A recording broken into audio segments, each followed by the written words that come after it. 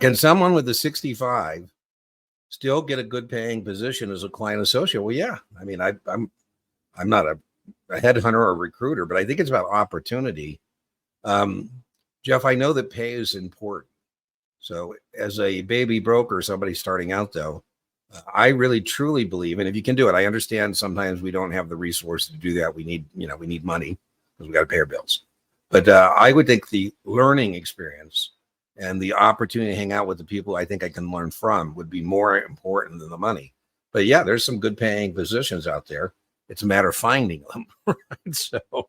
Um, so yeah, I think there's definitely some good paying positions. So get your 65, and it would depend too, Jeff, on your background. I mean, if you're like a top sales guy and now you want to do in the financial industry, you get people snap you up and pay you well because they know you already know the sales process, like prospecting and qualifying and the whole kind of thing there. If you're just like fresh out of college, maybe that's going to be a little more difficult for it. So without the Series 65, well, yeah, it's harder, but again, you're a speculative investment in human capital, and you're just going to have to find somebody who is willing to pay. Usually the pay is associated with how speculative in human capital you are versus how not speculative you are, right? So it's going to be harder, obviously, if you don't have any qualifications. And I have to take a chance as your employer that you can pass the exams. But those opportunities are out there, certainly.